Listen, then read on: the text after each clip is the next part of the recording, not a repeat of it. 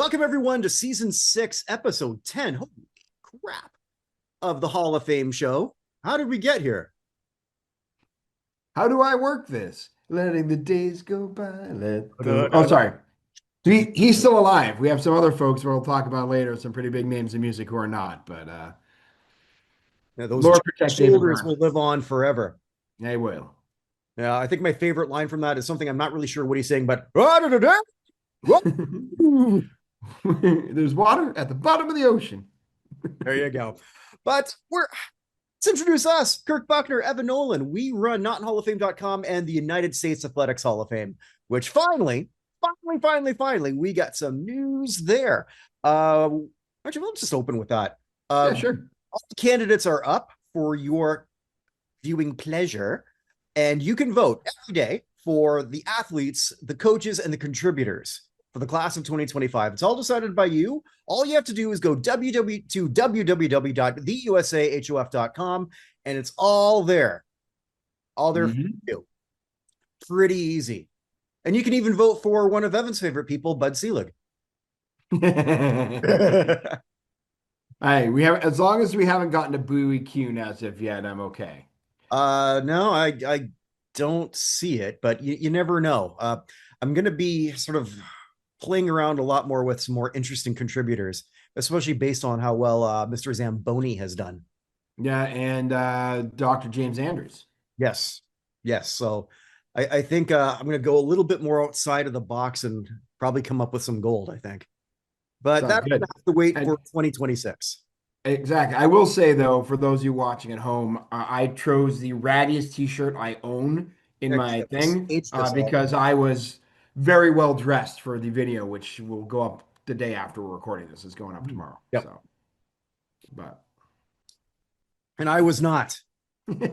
I did not prepare you for the bow tie. Oh, that's okay. That's okay. I should have just grabbed a tie.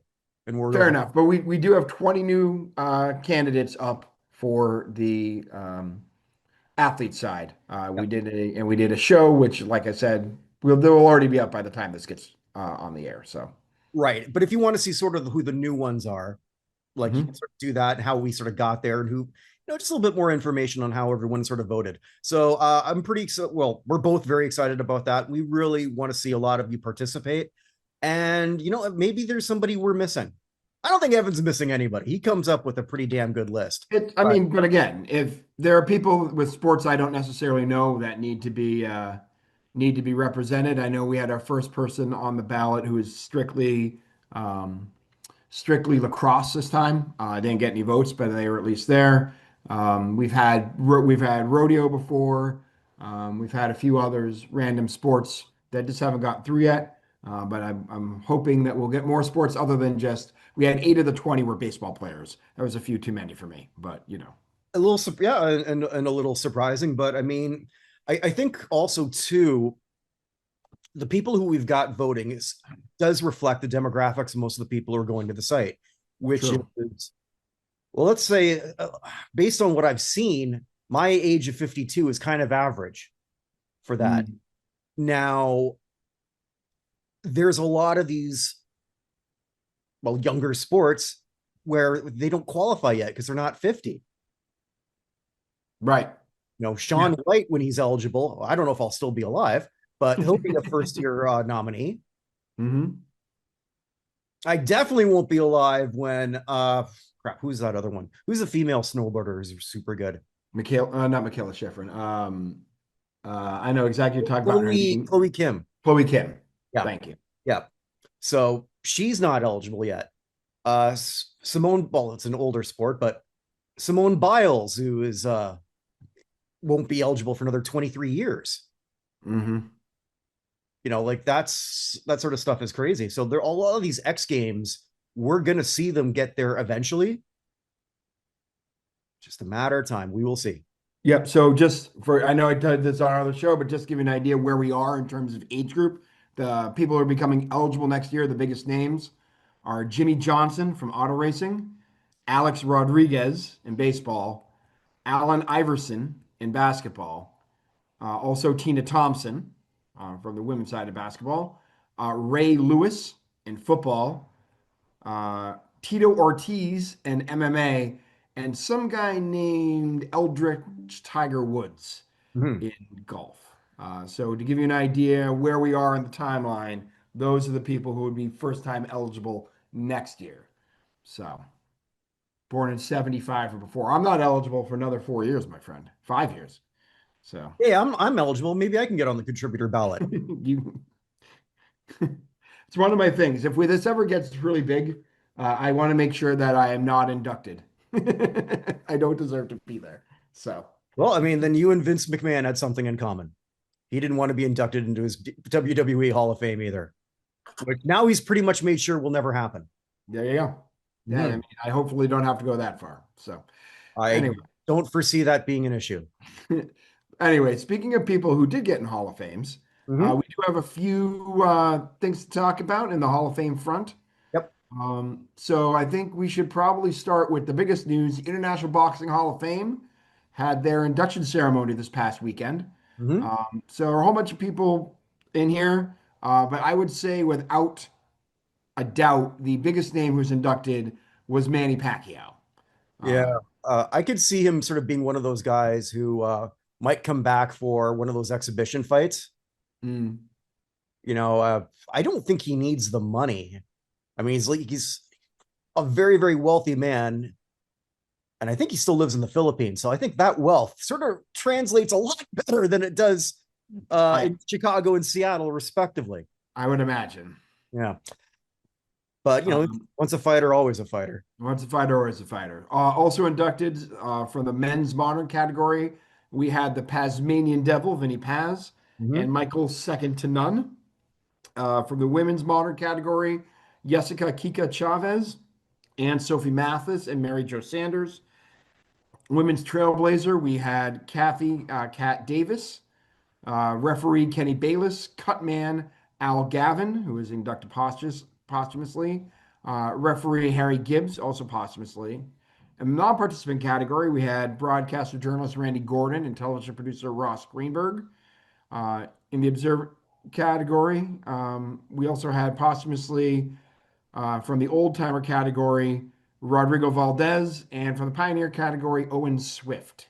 So they were all inducted into the International Boxing Hall of Fame this past weekend. Mm-hmm.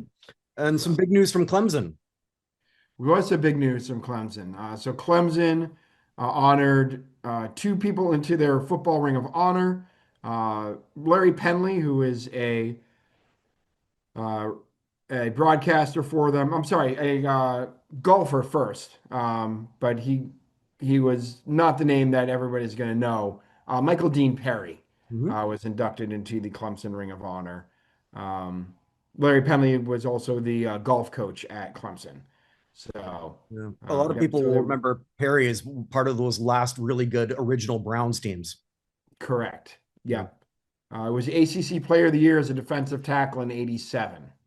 So, yeah, very deserving for both of them. Mm-hmm. And one last one, I guess we should probably talk about quickly. Mm-hmm. Canadian Baseball Hall of Fame had its induction ceremony this past weekend. Mm-hmm.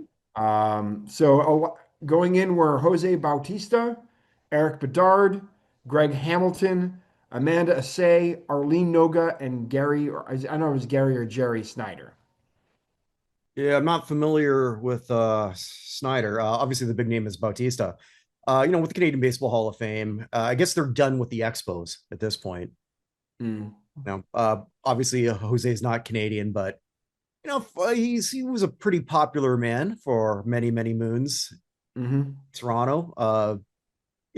Like everyone always talks about how he got punched by Roughneck Odor. Mm. Remember, he didn't have a mark on him, and he still stood. Also true. So yeah, you got one shot in on him, but it's not like he Tim Anderson.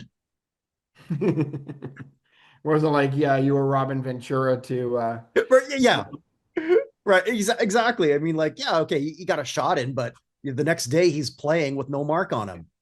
Mhm. So yeah, it looked good in slow mo, but I What's don't that going to do for you? I don't think it phased him too much. No. There was actually a couple more things that did happen. Last weekend, Mark Kerr was announced for the UFC Hall of Fame. in the Pine. Okay. Uh, he won the heavyweight tournaments in UFC 14 and 15. How long ago is that? That would have been, I want to say 97. I could be wrong on that, Okay. but I don't think I'm wrong by much. He Hmm. is going to be this. God, it's the clip looks so weird. So they're doing a film on him. Actually, they've already shot it. Played, and he's being played by Dwayne Johnson. Oh, really? Yeah, but if you sort of look, actually Google what he looks like, just Dwayne Johnson as Mark Kerr, and Okay. tell me if he doesn't look like more like Eric Stoltz in Mask. Mm, the Mark Kerr, the Smashing Machine. Yes, I think Mark Kerr looks more like a midpoint between. God, I hate saying the first name that comes to mind.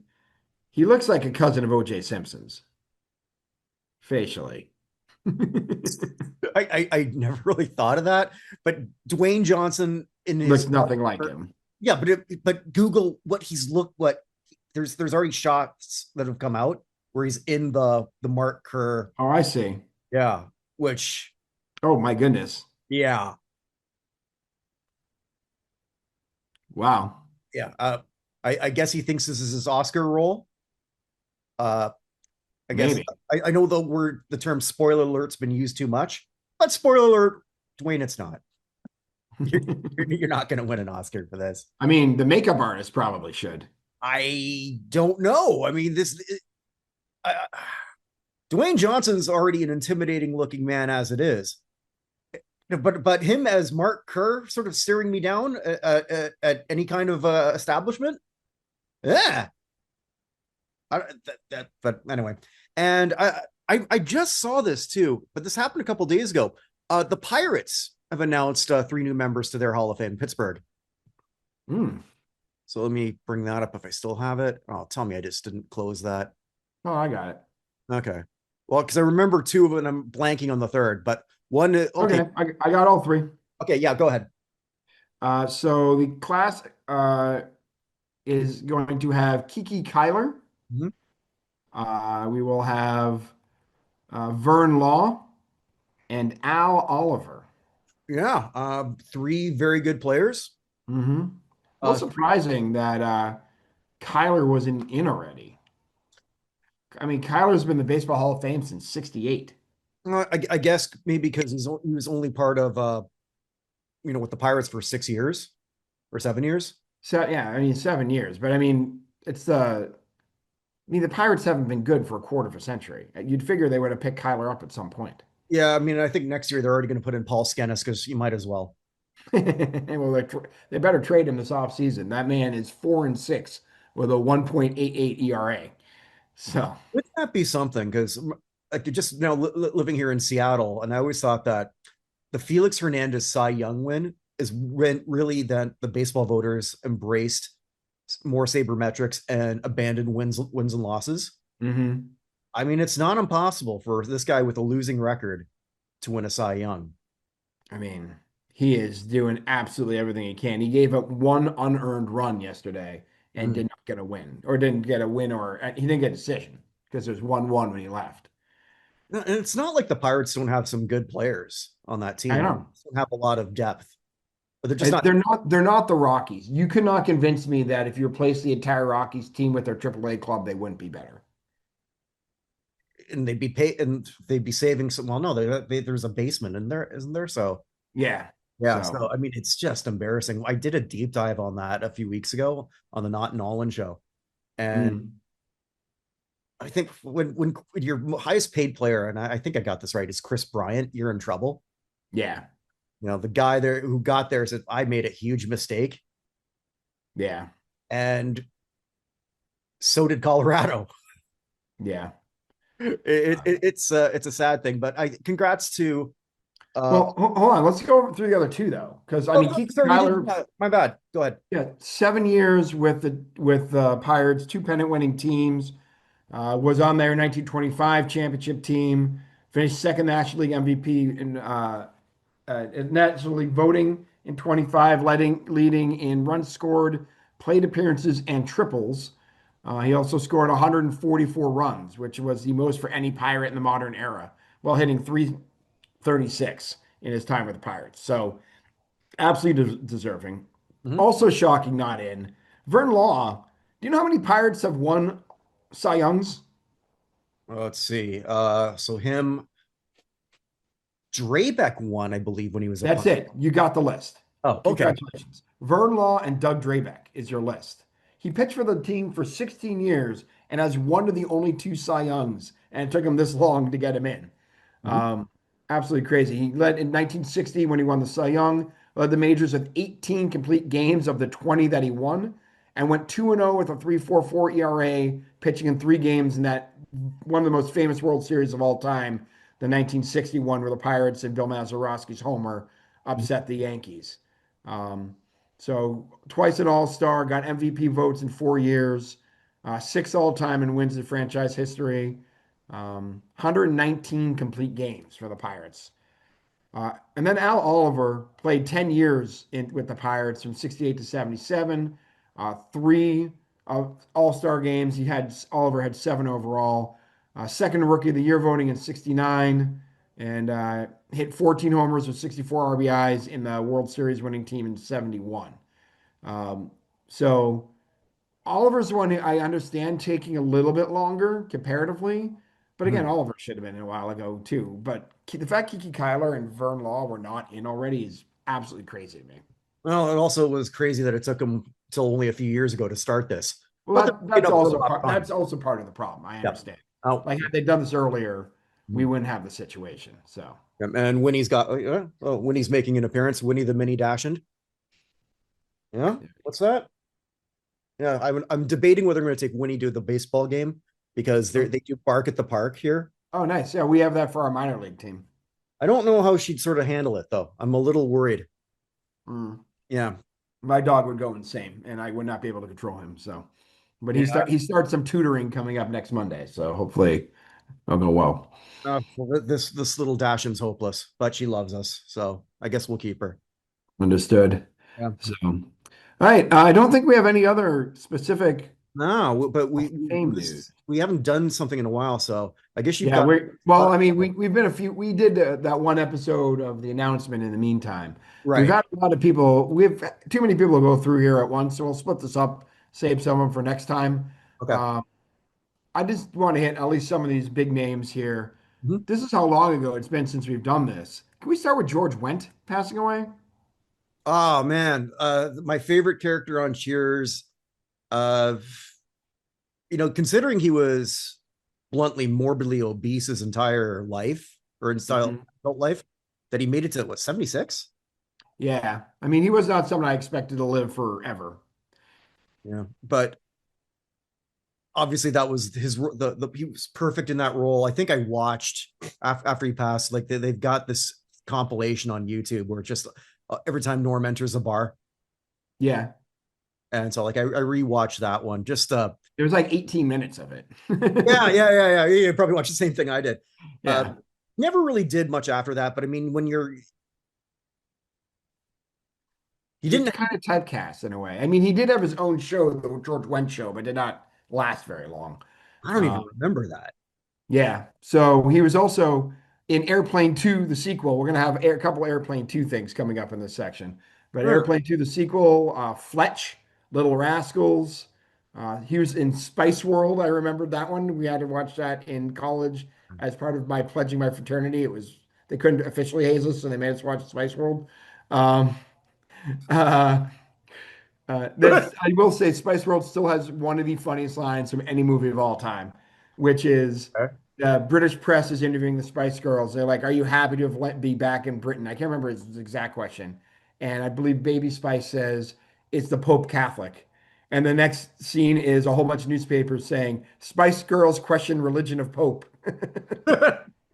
And then all the talk shows, like if a pope's not Catholic, we need to know about it. It was just like how stuff gets overblown. That one line redeemed the whole movie. I don't remember anything else about it other than George Wendt was in it and that one line.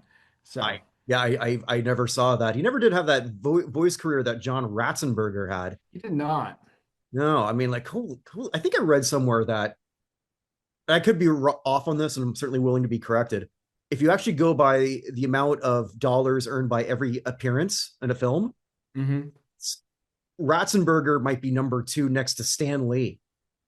I mean, that's probably true. Yeah, that could be off, but or that could very well have changed. But yeah, because he's in like every Pixar film, I think, Yes, he is. and good on him. I mean, like Yeah, that's incredible. He's got to be making way more money than he ever did in Cheers. I'd imagine. Yeah, but yeah, So, Godspeed, George Wendt. You made me laugh so many times. absolutely. Oh, the super fans. You'll, Super fans, yeah. And just 2 seasons ago, he was on apparently on The Masked Singer playing the Moose, which I oh, only found out just looking at his page because I've stopped watching Masked Singer a while ago. But anyway, also passing away, another television legend, Loretta Swit, passed away at the age of 87. Hot Lips Houlihan from MASH, definitely the most famous role she was in. Um, Nominated for Emmy for each season of Best Supporting Actress that show was on, won two of them in 1980 and 1982. Um, Graduate of Catherine Gibbs College, where my mom actually taught at one point.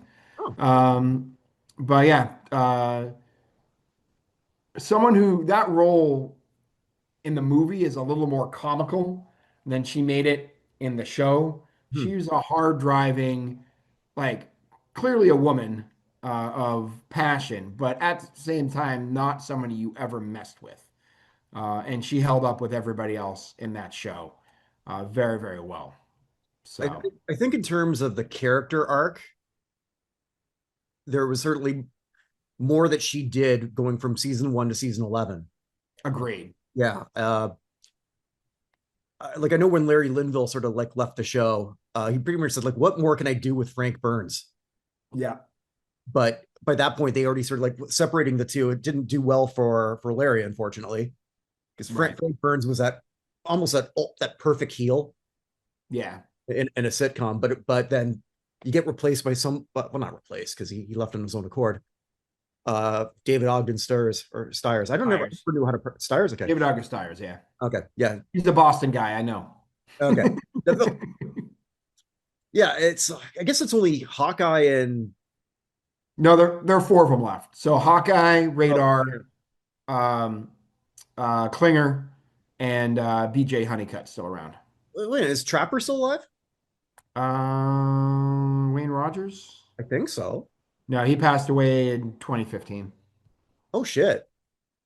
I guess we weren't doing this back then. Otherwise, I We're would not. have that. So Yeah. yeah, so Larry Linville's gone. McLean Stevenson's gone. William Christopher died not too many years ago. Same David August Stiers died a couple years ago. Harry Morgan honestly didn't die that long ago. Well, I guess maybe it's a decade for Harry Morgan. Yeah, Harry Yeah, Morgan, so though, he lived, I think he lived another he was 20 years after 96. that. Oh, maybe longer. Yeah. Yeah, he actually died in 2011. So it's time's a weird soup. It's been almost 15 years, but Hmm. he was old for a long time. Yeah, Loretta Swit. I remember hearing one of the big things for them was she knew that the character she'd changed the character when the scripts went from saying Hot Lips to Margaret. And when as soon as the scripts came out with Margaret instead of Hot Lips on there, the entire cast cheered because they knew that she had made something with that character. But Loretta Swit was 87 years old. Wasn't she originally supposed to be? I never watched this show, so but Cagney or Lacey, I don't know which one of those two. That I don't The know. TV movie first introducing that, and I think she had Sharon Gless's role. Oh, there you go. She played Christine Cagney in a movie pilot for a television series, Hmm. but was precluded by contractual obligations. So, yeah, so Meg Foster's Cagney for 6 episodes and Sharon Gless took over. So she was originally supposed to be, but contractually was not allowed to. Never watched that show. Never seen like a Kirk show. I saw that long time ago. I don't necessarily remember that much about it. So, I Oh, I watched, forgot. I George Wendt watched, was a guest star on MASH once. hmm. He had the 8 ball stuck in his mouth. Oh yeah, I Hmm. remember that episode. Yeah, I watched all of those 80s cop shows though. Like, so I loved Simon and Simon, still one of my favorites. Hmm. I love the A Team. Heart to Heart was kind of weird for me, but I did watch that one. Scarecrow and Mrs. King, Jake and the Fat Man. The Fall Guy, like You all those shows. know, my Watch biggest problem with the Fall Guy was what? how many times Lee Majors would have a stunt double. Oh, that's true. Like, what the hell? You're the Fall Guy. You don't need a stunt double. God damn it! You're telling me your whole career's a lie and you're not really bionic, bastard. Also, MacGyver. The first episode of MacGyver is still one of the funniest moments in television that we all forgot about. He's there. He has someone who's trapped. I can't remember who it is in a cage on top of this cliff, and he has to climb up the side of the cliff. And he's wearing this hat with a big pom pom on top, like while he's doing a secret infiltration. It's hilarious. You should go back and watch this first episode of MacGyver. Ever get you a I'm gonna chance? ask my wife about that. That was a major hit in Indonesia. Really Yeah, she'd watch that with her dad interesting. every week when that sort of came out. Interesting. He knew that one, but then when I explained the story of the origin of my name, she didn't know what Star Trek was. I told you that story, right? She even know it from 99 Luftballon. Everyone's a superhero. Everyone's I a told you the Captain story, Kirk. right? What? I told you the story, right? So like Yes. I mean, yeah, okay. Yeah, for those because it's a cute story. Uh so this would have been 21 years ago. So I'm explaining to her that I'm basically named after character Captain Kirk. She didn't know who that was. Okay, well, the actor was William Shatner. And then she looks up really quick back in the infancy when well, it wasn't that bad then. And she looks at me and says, like, why were you named after the Priceline guy? That's funny. Well, she does work in hotels, so it makes sense that you know him from that. So, That is true. I never even thought of that. Yeah, that'd be because I don't think she ever watched Third Rock from the Sun. I know she didn't watch TJ Hooker. That would have been around then too. yeah, that one too, probably. I don't remember watching as much TJ Hooker or Miami Vice. I do remember, I definitely have watched every episode of Simon and Simon and every episode of Murder, She Wrote. So, but anyway. I just learned today. I was 0 years old to find out that they had Murder She Wrote had a crossover with Magnum PI. I had no idea. Oh, I watched every Magnum PI too, so that doesn't surprise me. Probably her nephew Grady getting in some sort of weird trouble in Hawaii. But I'm anyway, telling you, the biggest serial killer of all time was Jessica Fletcher because everywhere she goes, somebody dies. Nobody thought to investigate that bitch. I'm telling you. so anyway, also passing away. Do you remember Sports Science on ESPN where they did like the breakdown of the pitches Oh. and angles and stuff? It was a part on ESPN that I didn't have happened. ESPN though until yeah, Oh, it was many. fairly recent. Oh, Um, I but didn't the see. guy in charge of that, John Brenkus, passed away. He committed suicide at the age of Eh. 53. Um, So yeah, so Sports Science was officially bought out by ESPN, but he did all sorts of different things. Sports Science is really really cool. If you go back and watch it, it explains like how a knuckleball knuckles and the how stress arm angles put on pitchers' elbows and all sorts of stuff. It was really cool. They had it particularly probably about a decade ago, more than anything, involved with ESPN stuff. But yeah, Brenkus was only 53. Okay. Um, Also Six passing years. away, someone who I used to see on commercials every once in a while, but much more famous for what else he did. Robert Jarvik passed away, the inventor of the artificial heart. He passed away of Parkinson's disease at the age of 79. One of those people who saved so many lives during his from his invention. So, but yeah, he passed away at the age of 79.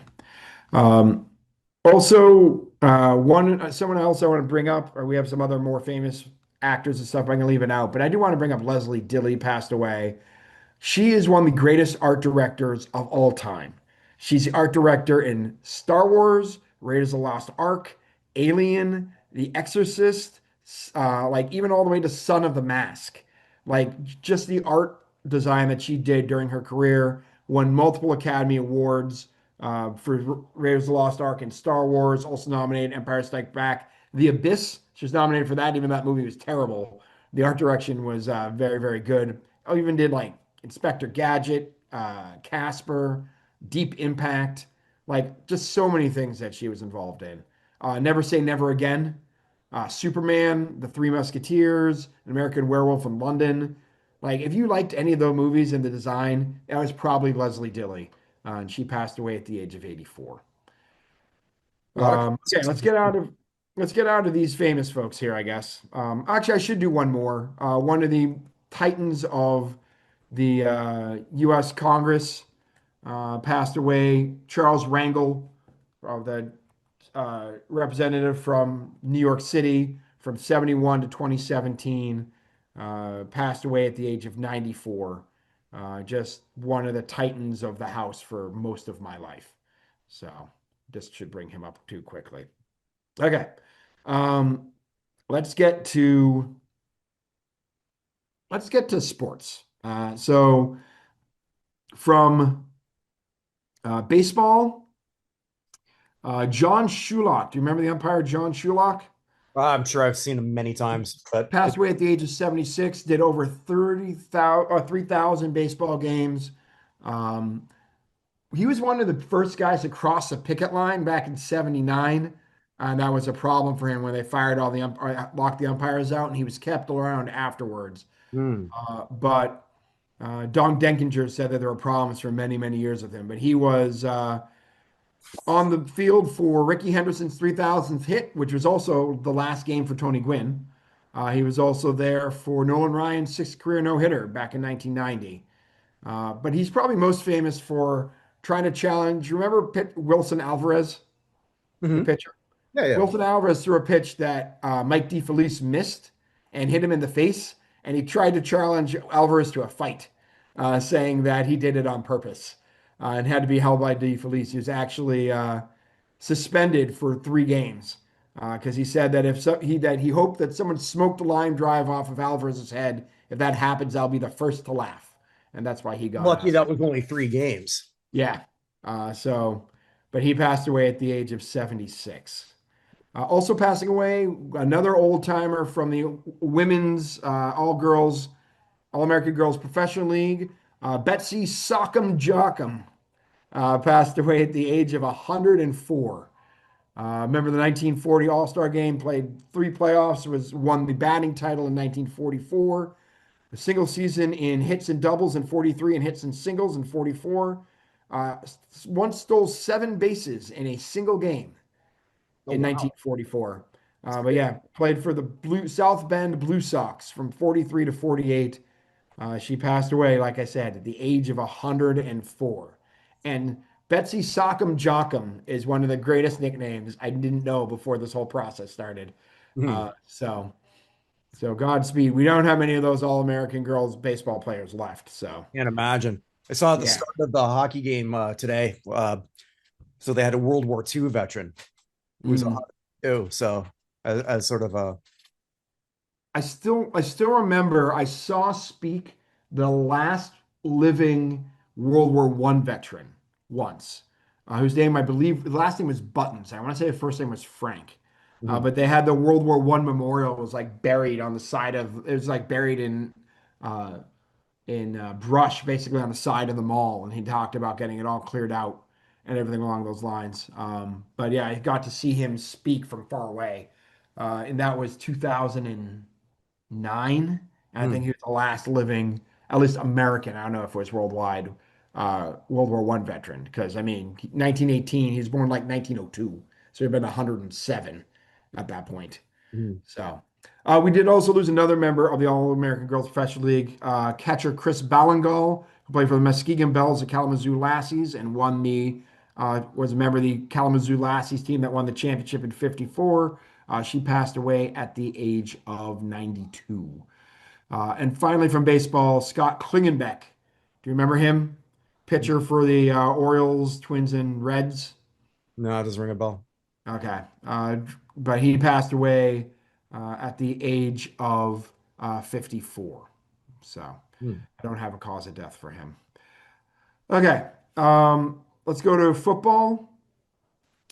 Start with owner of the Indianapolis Colts and complicated individual, Jim Irsay, Mhm. passed away at the age of 65. Um, Son of Robert Irsay, who stole the Baltimore Colts away in the middle of the night, Mhm. moved to Indianapolis. Jim was the GM of the team from 84 to 96. Um, I mean, one Reggie Wayne cried, like saying he was one of the greatest people that he basically had ever met in his entire life. Irsay, though, had issues, of course, with some substance abuse. He was found a couple times passed out in his car, but he is someone who was involved with a whole bunch of, Hall of Famers, Marshall Faulk, Bill Polian, Tony Dungy, Marvin Harrison, Edgerrin James, Peyton Manning, eventually Reggie Wayne. I'm sure we'll get there. Dwight Freeney, of course. Um, but yeah, he's also one of the people who was calling for let's just say more racial equity. He was the one who basically came out publicly and said that Dan Snyder has to go from Washington. When Rush Limbaugh had some negative comments about Donovan McNabb Mhm. uh, based on his race as a quarterback, he's the one who fought back. He's the main speaker out against it. Um, very involved in philanthropy. But yeah, a very, very complicated individual. I love it when they hired Limbaugh. They thought that could possibly go well. Yeah, And I'm not trying to offend any of the right wing people who might be watching this, but he's going to say something that's going to be controversial and get him kicked off. of That's course. going to happen, Of course. but whatever. So, um, okay. Also passing away, safety with the uh, with the Cleveland Browns, Bobby Franklin. He passed away at the age of 88. Was a member of the NFL champion 1964 team. 13 interceptions, 3 career touchdowns. Also, did a lot of coaching, mainly in Mississippi. Was also a scout for the Seahawks for several years. But he was 88 years old. Um, Also, let's go with Steve Wright. He passed away at the age of 82. Offensive tackle for the Packers, Giants, Redskins, Bears, and Cardinals. Was a member of the Super Bowl one and two winning Green Bay Packers, as well as their 65 NFL winning team. Also a member of the 1961 Alabama team that won the national championship. Uh, he actually was the model for the original Man of the Year award. That's right. Yeah, I saw that in our group chat. Yeah. But he passed away at the age of 82. Um, Former Patriots, great AFL All-Star Len St. Jean passed away at the age of 83, a member of the Patriots All-Decade team from the 60s. Played for them from 64 to 73. Like I said, one-time AFL All-Star, passed away at 83. Charles Tafult. Oh, I'm sorry, that's the wrong sport. He's in the wrong section. I have this all divided out to make it better, and I put it in the wrong place. Sorry about that. Member of Super Bowl 12 winning uh, Dallas Cowboys, Tom Rafferty, passed away at the age of 70. Played center and guard for the Cowboys from 76 to 89. Also a member of the Greater Syracuse Sports Hall of Fame. His first team All American at Penn State in 75. He was 70 years old. Um, Yeah, quite the player. he was. Yeah. But the biggest name from football, I think, for all of us here was Jim Marshall. Yes. So I'm going to let you go off of Jim Marshall because I know that you have a lot to say about him. Yeah. Well, Jim Marshall is okay. It's not like I want to speak ill of the dead here, but Jim Marshall is one of those cases that always comes up for the Pro Football Hall of Fame year after year after year after year after year. And Marshall has a case for it. Marshall was on those 4 teams that made it to the Super Bowl. Marshall was, by all accounts, a really good guy, a good player, but he was that version's Clay Matthews in many ways. Mhm. Was he ever the best player at his position? No. Mhm. Was never really close to being the best player on his team. But if he was in the Pro Football Hall of Fame, do you have a problem with it? I don't think I would. I know a lot of people and supporters of the site. He does very, very well in voting. He's sort of been the top 25 since I've started this. Hmm. still there, could still potentially get in as a senior, but at this point, uh, what difference does it make now? I suppose Yeah. I mean, in many ways, to me, he was the Gil Hodges of that's a good one. Yeah, of although Hodges is now in, but in many ways, he was a Gil Hodges in the NFL Hall of Fame. I'm sorry, the Pro Football Hall of Fame. yeah, 270 consecutive games played with one team and 270 consecutive starts by a defensive player, which are still NFL records. Um, Started his career with Saskatchewan Roughriders, played yeah. 1 year with the Cleveland Browns in 60, but then was with the Vikings from 61 to 79. Remember their 50 greatest Vikings 25th anniversary, 40th anniversary. Remember the Ring of Honor. Only a two-time Pro Bowler and three-time second team All Pro, which is part of the problem with his candidacy after all those years in the league. Yeah, whenever I think of him, there's always some people talk about a hall of very good. Hmm. He's like the perfect person for something like that. A guy who was pretty good for a long time, and you didn't have to worry that you had him there. But he's not the piece you build around. Hmm. Defensively, you built it around Alan Page, and then you're happy that he's there to sort of help out. It's a phenomenal case. Actually, I only learned this recently that the only reason he started his career in the CFL was because he just needed the money, Hmm. and it wasn't eligible for the draft yet. Hmm. So yeah, Godspeed. It's a pretty it's a very big name, a very important man in football history, Hmm. Minnesota, and I know there's a lot of Vikings fans who were certainly crying a tear on that one when that news came out. Yeah, he was voted back in 2008. The NFL Network had their top 10 players not in the NFL Hall of Fame. He was number two on the list, Yeah, I behind remember that. Jerry Kramer, who was inducted back in 2018. He still holds, by the way, one, two, three, four, five, six, seven, eight, nine NFL records, including most opponents' fumbles recovered, which he actually co-holds with Jason Taylor. Most for fumble recoveries by a defensive end. Um, well, I already did the regular starts. Most seasons played by a defensive player, most complete seasons played by a defensive player.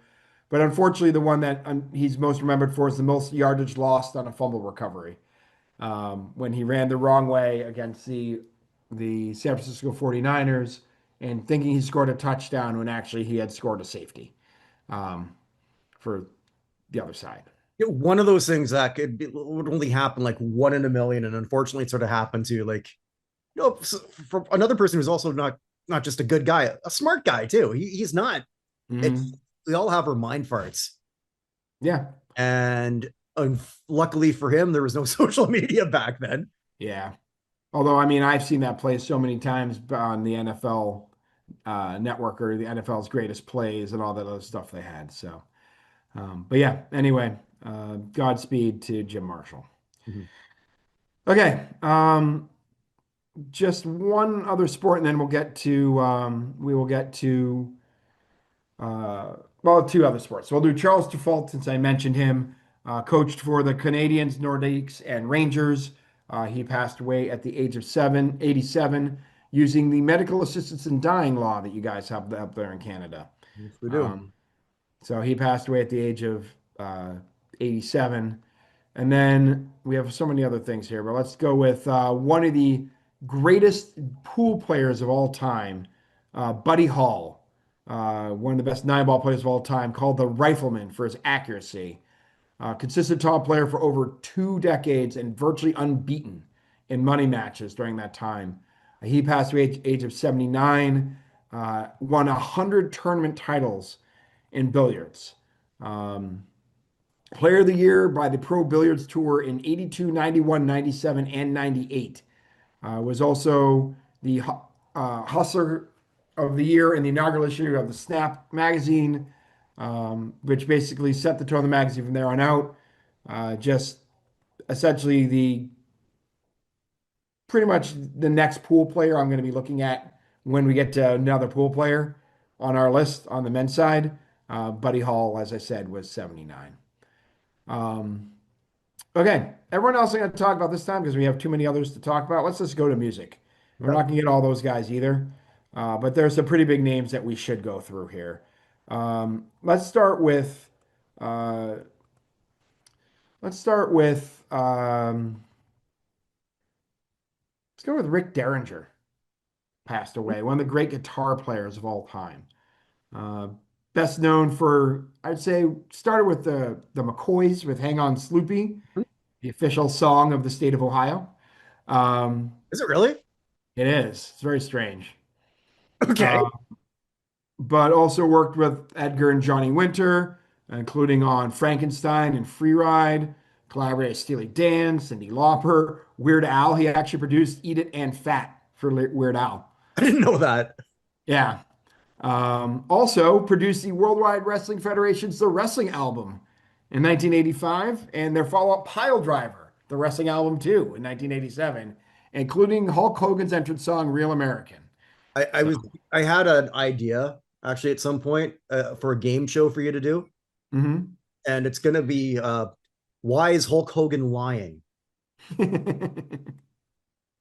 So just like going through all the lies that he told over his mostly just over the last few years, Mhm.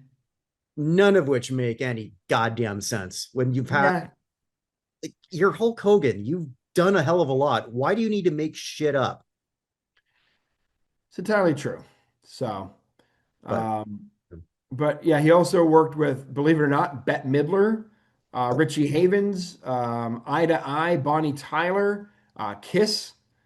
Barbara Streisand, Neil Sedaka, Cyndi Lauper, Joe Bonamassa, Ronnie Montrose, a whole bunch of other people. Of course, it worked with Derringer, Bogart, and Appice together.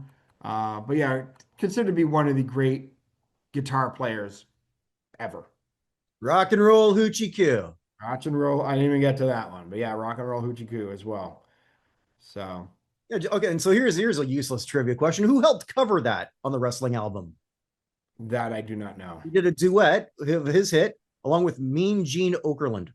Oh, interesting. Yes. He also went on the Guitar Circus Tour with Peter Frampton, B.B. King, Hmm, Don Felder, Rick Nielsen of Cheap Trick, Steve Lukather from Toto. that could be Like that was, I wish I had known that existed. I should have gone. Roger McGinn from the Byrds, David Hidalgo from Los Lobos, Mike McCready from Pearl Jam. That seems like a heck of a lineup. I wish I'd known about it. But yeah, but anyway, Derringer passed away at the age of 77. Um, Speaking of people who are involved in everything, and I did promise you another Airplane 2 situation. Mhm. If you've ever watched The Simpsons, they have those credits at the end all the time. And one of the names you may have seen up there before is Alf Clausen, who passed away at the age of 84. Clausen did basically every theme song for TV shows forever. Um, so he passed away from Parkinson's disease at the age of 84.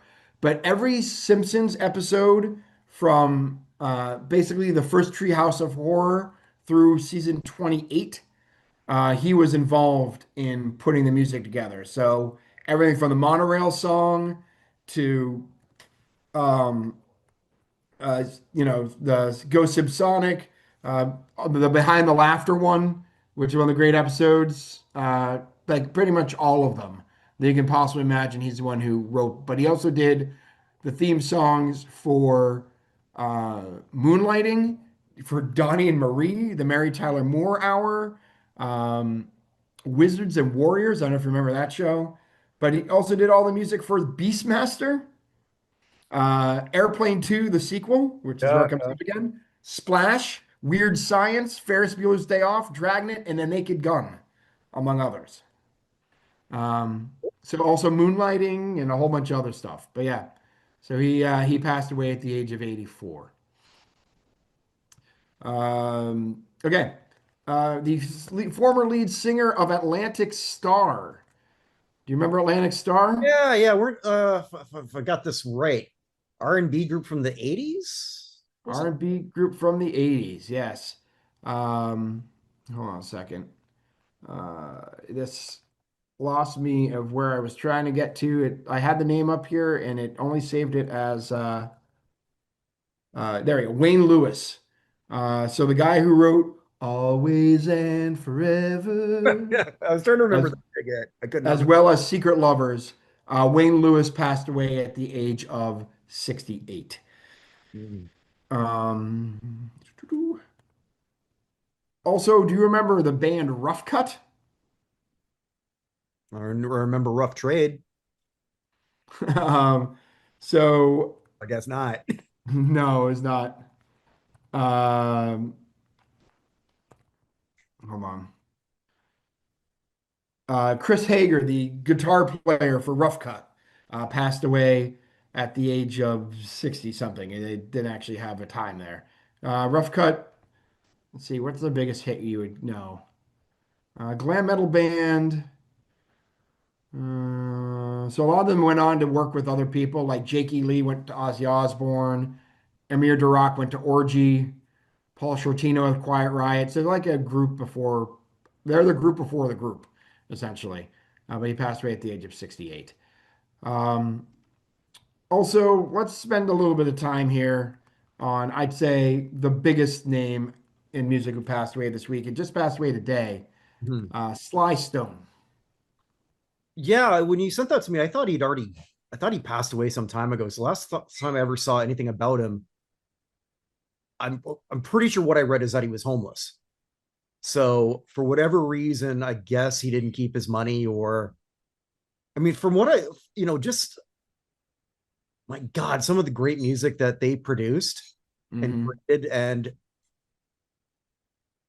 it just felt like it was over just like that.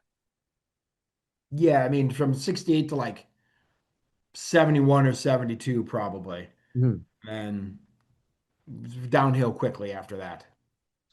Very unique sound, still very influential. Rock and Roll Hall of Famers almost immediately, I believe. Yeah, pretty much. Yeah. Yeah, I think a lot of people were playing Family Affair again today. It's a family affair. Yeah, well, that's the one I didn't actually get to today. I did Thank You for Letting Me Be Myself Again. Uh, and Dance to the Music. I did that one. And I did Everyday People. Mhm. As a matter of fact, I watched Kermit the Frog and Dolly Parton sing Everyday People. And somehow that's how far down the rabbit hole I got. I don't know So that I'd want to see that. it was actually pretty good. Hmm. Um, so, but yeah, Sly, 82 years old. Um, I mean, played keyboard originally when he was first starting out. He played him for Dionne Warwick, the Righteous Brothers, the Ronettes, Bobby Freeman, Freddie Cannon, Marvin Gaye, Dick and Dee Dee, Janet Dean, Gene Chandler, Chubby Checker. Um, like that's where he started.